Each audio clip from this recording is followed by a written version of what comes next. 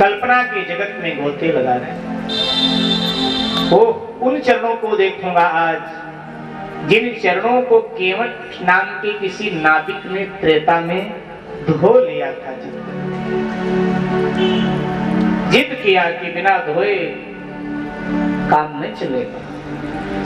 जिन चरणों को ठाकुर जी ने त्रेता में एक मल्लाह को दे दिया, दोनों चरण ले भाई धो, आज उन चरणों को देखूंगा। लेकिन केवट भैया तो बड़ा सौभाग्यशाली था। तो गरीब तो था संसार भौतिक रूप में, लेकिन था बड़ा सौभाग्यशाली कि ठाकुर ने अपने दोनों चरण तुझसे धुलवा लिए। लेकिन ये भी सौभाग्य मुझे नहीं मिलेगा, मैं ठाकुर जी का चरण भी नहीं धो पाऊंगा, क्योंकि रिश्ता कुछ ऐसा है, मैं चाचा वो भतीजा। हाँ, कोई बात नहीं। अनेक प्रकार की मेरे भाई बहन कल्पनाएं सजोते हुए अक्रूर जी आगे बढ़े। पुराणकार लिखते हैं प्रातः काल ब्रह्म वेला में अक्रूर जी चले, लेकिन नंदगांव पहुंचते पहुंचते अक्रूर जी को रात हो। ये भागवत अगर ठीक तरीके से आप इसका अध्ययन नहीं करेंगे तो चूक जाएंगे। एक बहुत बड़ी भूल एक बहुत बड़े महापुरुष ने किया, आप देखना चाहते हैं देख सकते हैं। बहुत बड़ी भूल किया। कई बार बड़े लोग बहुत बड़ी भूल करते हैं, छोटे की भूल छोटी होती है, बड़ों की भूल बहुत बड़ी।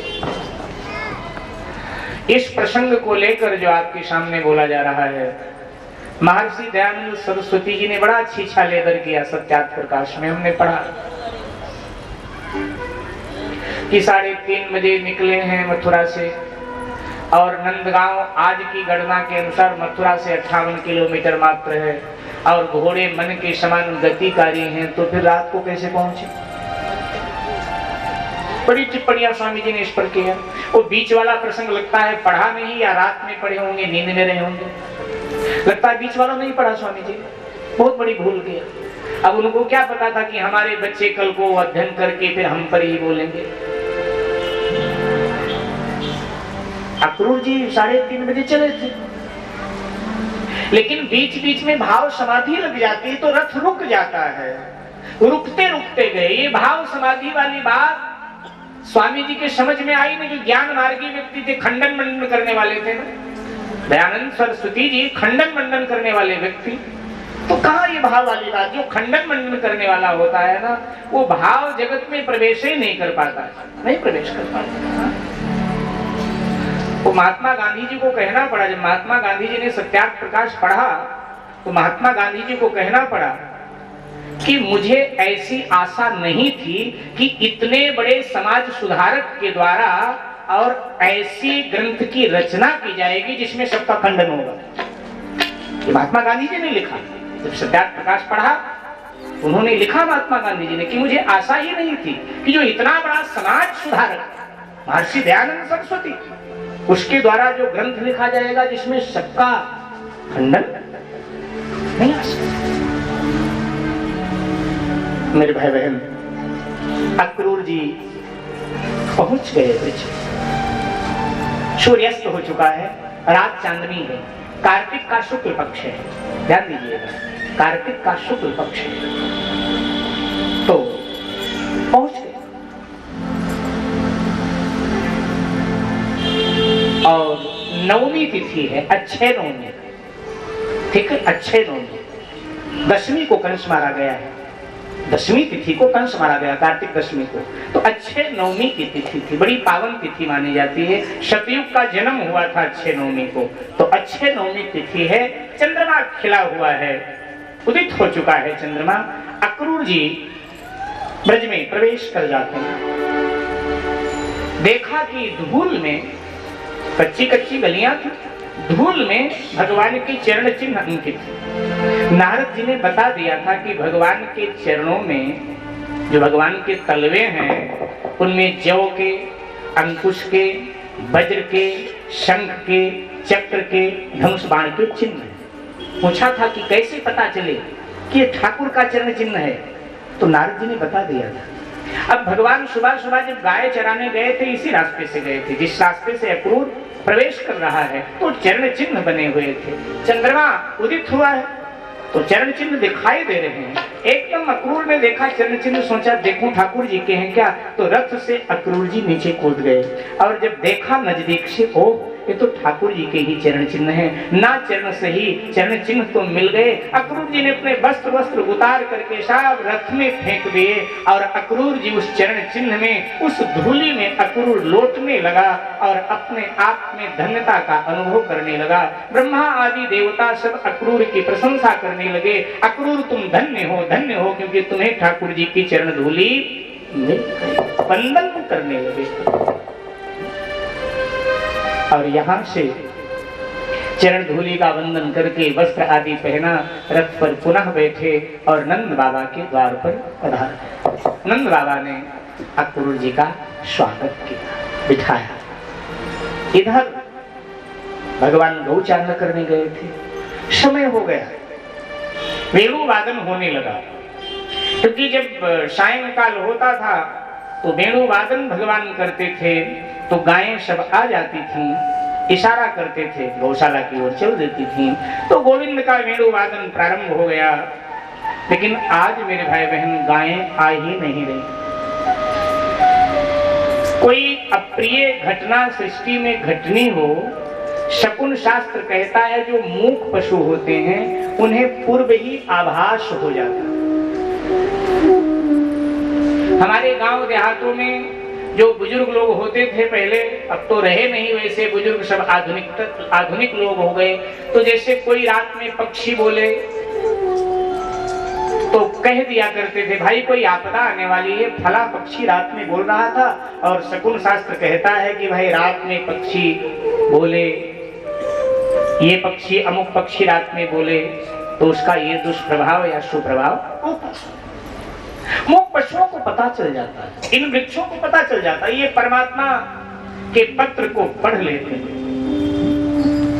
बसंत आने से पहले ही तो कोयल गाने का रिहर्सल करने लगती है। अरे सावन आने से 10-5 दिन पहले ही पूर्वा की हवा इतराने लगती है, इठलाने लगती है और बताने लगती है सावन आ रहा है, इसलिए मैं झूमने की तैयारी कर रही हूं। इनको पता चल जाता है। भगवान के पत्र को ये लोग पढ़ लेते हैं। हम लोग दुनियादारी में इतने आगे बढ़ने वाले, लेकिन कहीं अध्यात्म में बहुत पीछे चले गए। चांद तक हम पहुंच गए, लेकिन एक दूसरे के दिल तक नहीं पहुंच पा रहे। भाव जगत में पीछे रह गए और भाव जगत ही शांति देता है, प्रसन्नता देता है, आनंद देता है, भावना के साथ। यहाँ दिमाग की बातें नहीं, तो दिल की बात, यहाँ दिमाग की नहीं बात। कभी भी कथा सत्संग में जाओ, बुद्धि और अहंकार रूपी जूते छोड़ दिया करो घर पर। यहाँ आते हो जूते पहनकर बाहर छोड़ते हो ना, तो आते हो ना कथन। तो ऐसे बुद्धि और अहंकार रूपी जूतों को छोड़कर जब सत्संग में बैठोगे तो कृष्ण समझ में आते हैं। ये बुद्धि का विषय है ही नहीं, ये तो भाव का विषय है। बुद्धिजीवियों के समझ में कथा वथा नहीं आती, जाते हैं तो बस बैठ के आ जाते। भाव जगत की बात मेरे भाई बहन, नहीं आई गायें। ग्वालों ने कहा कान्हा क्या बात है, रोज आप बांसुरी वादन करते थे, गायें आ जाती थी, आज आई। भगवान को तो सब पता है। भगवान ने कहा जाओ लेके आओ। ग्वाले जैसे तैसे धक्का देकर की गायों को लेकर आए। गायों की दशा वर्णन नहीं की जा रही है। गायें गोविंद को घेर कर खड़ी हो गई, कोई सर हिला रही हैं, कुछ मूक भाषा में मानो कह रही हैं और गायों के आंखों से आंसुपात हो रहा है। मानो गायें कह रही हो गोविंद से कि आपने हमें बड़ा ऊंचा दर्जा दिया, लेकिन आपके जाने के बाद में इस देश में लोग हमको काट दिया करेंगे, मार दिया करेंगे। कथा कीर्तन में जरूर हमारी जय बोली जाएगी, लेकिन आगे पीछे हमारा कोई ध्यान नहीं रखा जाएगा। आपके जाने के बाद इस धरती को हमारे खून से रंग दिया जाएगा। गायों को प्रभु सांत्वना दे रहे हैं। गोप कहने लगे गोविंद आप कई बार कहा करते थे कि मैं पशुओं की भाषा भी समझ लेता हूँ, गायों की भाषा समझ लेता हूँ। आप बताइए गायें रो क्यों रही हैं और क्या बोल रही हैं? भगवान ने बात टाल दिया, बोले कुछ नहीं। ग्वालों ने कहा कि अपशकुन हमें भी हो रहा है। कोई ग्वाला कहता है कि 3 दिन पहले एक काग मेरे सर पे चोंच मार के भाग गया, और मैंने जब शकुन शास्त्री से पूछा तो उसने कहा कि या तो किसी प्रिय का विछोह होगा, उस विछोह से तुम्हें मरण तुल्य कष्ट होगा, अथवा तो मृत्यु ही तुम्हारी आने वाली है। गोप कहता है कि लाला हमारी मृत्यु आ जाए कोई बात नहीं, लेकिन आंखों के सामने आप हो और आपको देखते देखते सदा के लिए हमारी आंखें मुंद जाए, ये अच्छा रहेगा। लेकिन आपका विछोह हो ये हम लोग कहाँ सहन कर पाएंगे? कन्हैया अगर कहीं तुम्हें जाना है तो हमको बता के जाना, और वैसे भी कहाँ जाओगी कि तुम्हारे बिना हमारा मन नहीं लगता, तो हमारे बिना तुम्हारा मन लगेगा कहाँ? अपने प्रेम पर इन गोपों को भरोसा कितना है? मेरे भाई बहन, गोपियों का प्रेम तो उजागर हुआ है ना, लेकिन गोपों का प्रेम उजागर नहीं हुआ, गुप्त ही रह गया। गोपियां तो कभी कभी भगवान से मिलती थी, और गोप तो सारा दिन साथे रहते थे, सारा दिन साथ रहते। कहने लगे भला जहां चलना ना हमको भी ले चलो, क्योंकि हमारे बिना कैसे आप खेल खेला करोगे? मेरे भाई बहन, भागवत का जो कृष्ण है ना वो घोड़ा है, समझिएगा, और गीता का जो कृष्ण है वो सारथी है। ठीक है, गीता का कृष्ण सारथी है, अर्जुन का रथ चला रहा। लेकिन ये भागवत का जो कृष्ण है मेरे भाई बहन, ये भक्त के लिए घोड़ा बन जाता है, अपने पीठ पर बिठा लेता। बहुत अद्भुत। आपने अध्ययन किया होगा, जरूर पाया होगा, जब पाश्चात्य जगत के विद्वानों ने कृष्ण जी को पढ़ा तो उन्होंने, जानते हो क्या लिख दिया? उन्होंने लिखा कि ये जो ब्रिज का कृष्ण है ये कोई और है, भागवत वाला ब्रिज का कृष्ण और है, और जो द्वारिका वाला है ना वो कोई और कृष्ण है, क्योंकि दोनों में बहुत अंतर है। इन दोनों लीलाओं में, द्वारिका लीला और ब्रिज की लीला में बहुत अंतर है। जमीन आसमान का नहीं, आसमान पाताल का अंतर है। कहा ये दो है। भागवत का कृष्ण घोड़ा बन जाता है, वो प्रसंग आप सबने पढ़ा होगा। एक बार ग्वाले खेल खेल रहे थे लुका छुपी का, और शर्त थी भाई जो हारेगा वो घोड़ा बनेगा। अब जो ग्वाला हार जाता है, जिसके सामने दूसरा उस पर सवारी करता है, वो बन घोड़ा, अब वो घोड़ा बन जाता है, हाथ पांव के बल चलने लगता है, वो उसके पीठ पर बैठता है और कपड़े के चाबुक से मारता है, इधर चल इधर चल। बचपन में हो सकता है आप लोगों ने खेला हुआ खेल, हम लोग गांव देहातों में खेला करते थे बचपन में ऐसे खेल, तो घोड़ा बना के। अब आज भगवान खेल रहे थे खेल, और भक्त के सामने भगवान हार जाता है, दोनों अवतारों में हारता है। राम जी भी बहुत हारते थे खेल में, क्योंकि भरत जी रोए हैं कि कई के आगे रहे, ऐसे प्रभु को तूने वनवास दिया।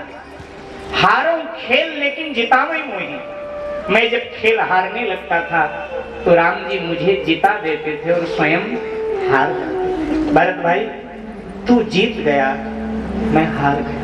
भक्त के आगे भगवान सदा हार जाता है, मैं हारा हुआ हूँ प्यारे, तू ही जीता। तो मनसुखा के साथ ठाकुर जी का खेल चल रहा था, बड़ा ही नटखट वाला था, खेल चल रहा था। अब ठाकुर जी हार गए, और जब ठाकुर जी हार गए तो मनसुख ने कहा, ए नंद के, गाली देके, बिना गाली के बात कहाँ होती है वहां, ए नंद के बन घोड़ा। तो ठाकुर जी को लगा थोड़ी देर के लिए मैं घोड़ा बनूंगा तो ये ब्रह्मा शंकर देवता क्या कहेगी कि भगवान घोड़ा बना हुआ है ग्वाले के लिए। तो भगवान ने सोचा शायद मैं अपना ऐश्वर्य याद दिलाऊं और मनसुखा मान जाए। तो भगवान ने अपना ऐश्वर्य बताया मनसुखा को। भगवान ने कहा तू मुझे घोड़ा बनाना चाहता है, तुझको पता नहीं मैं कौन हूं? मैं इस समस्त ब्रह्मांड का मालिक हूं, मैं भगवान हूं, और तू कह रहा है घोड़ा बन। और तब उसने जानते हो क्या कहा मनसुखा ने? उसने कहा सारे तू भगवान होगा कहां का होगा, मेरा तो मित्र है बन घोड़ा। गाली दे के कहा बन घोड़ा, मेरा तो मित्र है। और ठीक कहा कि भगवान जहां का होगा वहां का होगा, मेरा तो मित्र है। और जैसे इतना कहा हंसता हुआ ठाकुर घोड़ा बन गया। बैठ भाई मेरे पीठ पर। और मनसुखा पीठ पर बैठ गया। अब वो चाबुक मार रहा है, इधर चल इधर चल इधर चल, जिधर कहता है ठाकुर जी पीठ पर बिठाए हुए घूम रहे हैं। ये भागवत का कृष्ण है मेरे भाई बहन, ये भक्तों का कृष्ण है, ये ब्रज का कृष्ण है। ज्ञानियों का कृष्ण रथ चलाता है, वो गीता का कृष्ण है, घोड़ा नहीं बनता है, रथवान है, लेकिन यहाँ घोड़ा बन जाता है। एक और बात बताता चलूंगा।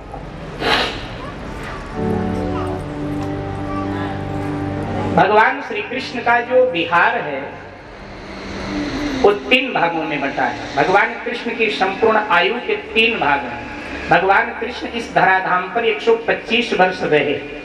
कितने वर्ष? 125, मात्र 125। उनमें से 11 वर्ष उनका ब्रिज विहार है, 14 वर्ष मथुरा विहार है और 100 वर्ष द्वारिका विहार है। सबसे ज्यादा द्वारिका में रहे, इसके बाद मथुरा। ब्रिज में सबसे कम दिन रहे, लेकिन अगर किसी के मन मस्तिष्क पर छाप छोड़ा किसी ने, तो ब्रिज के कृष्ण ने छोड़ा है, मथुरा वाले ने और द्वारिका वाले ने नहीं। क्यों? ब्रिज में ठाकुर जी ने माधुर्य लीला किया है, माधुर्य लीला, और मथुरा में ऐश्वर्य, अर्ध ऐश्वर्य, पूर्ण नहीं, और द्वारिका में तो पूर्ण ऐश्वर्य। लेकिन भक्त भगवान के ऐश्वर्य को नहीं स्वीकार करता है, उसे तो माधुर्य चाहिए, माधुर्य चाहिए। आप जब कृष्ण का नाम ले या कोई आपके सामने कृष्ण का नाम ले, तो आपके आंखों के सामने जो छवि आती है वो बांसुरी वाले कृष्ण की आती है, सुदर्शन चक्रधारी की नहीं आती है। जबकि बांसुरी कम दिन रही है भगवान के हाथ में और सुदर्शन चक्र सदा रहा है, लेकिन सुदर्शन चक्र वाले छवि को भक्तों ने नकार दिया। प्रभु ये छवि हमें अच्छी नहीं, हमें तो बस बांसुरी वाली छवि अच्छी लगती है, जहां नटखट अदा में सरकार है। हर दिल दिमाग में ब्रज का कृष्ण बैठा। अरे हमारे देहात के लोग तो द्वारिका वाले को जानते ही नहीं, बिल्कुल नहीं जानते। मतलब है वो तो बस ब्रज का कृष्ण, पढ़े लिखे हो चाहे अनपढ़, सब ब्रज का कृष्ण। द्वारिका वाले कौन पूछता? माधुर्य भरा जीवन कृष्ण का मेरे भाई। तो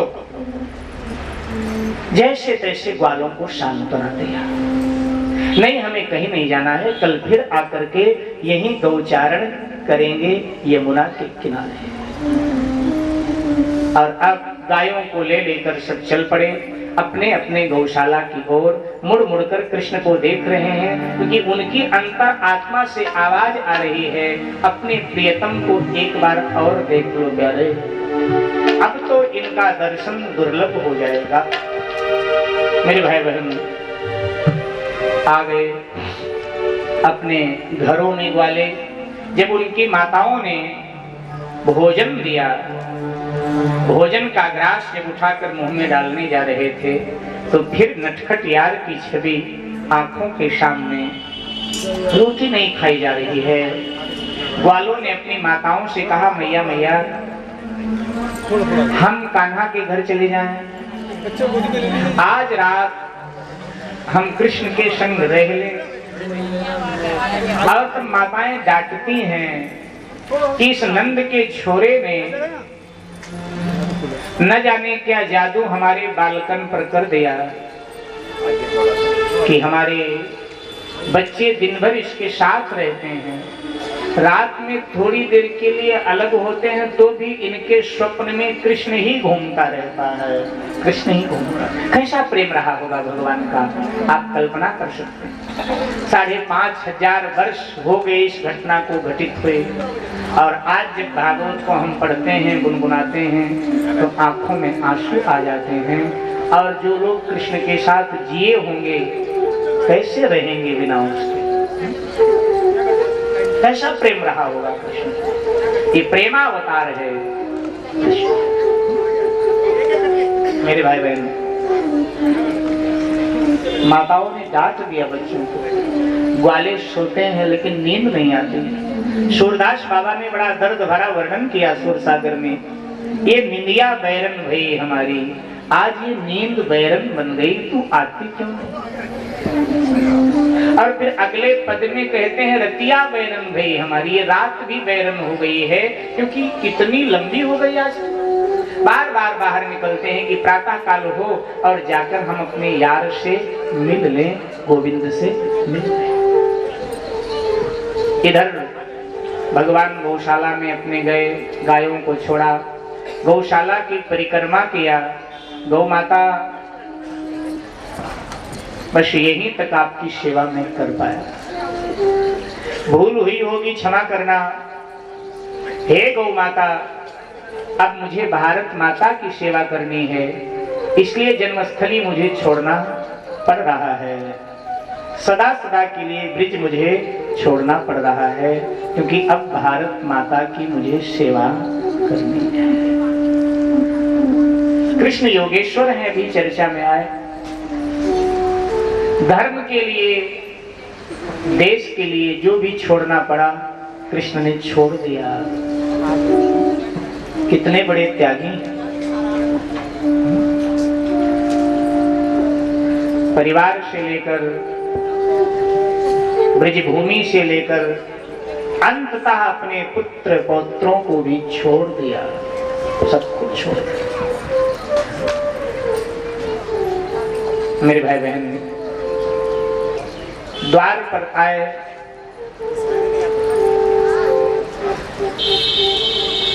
देखा अक्रूर जी को, चाचा कह करके कृष्ण बलराम ने प्रणाम किया। अक्रूर धन्य हो गया। अक्रूर ने दोनों का हाथ पकड़कर अपने गोद में बिठा दिया, एक बाजू में बलराम जी को और एक बाजू में कृष्ण जी को।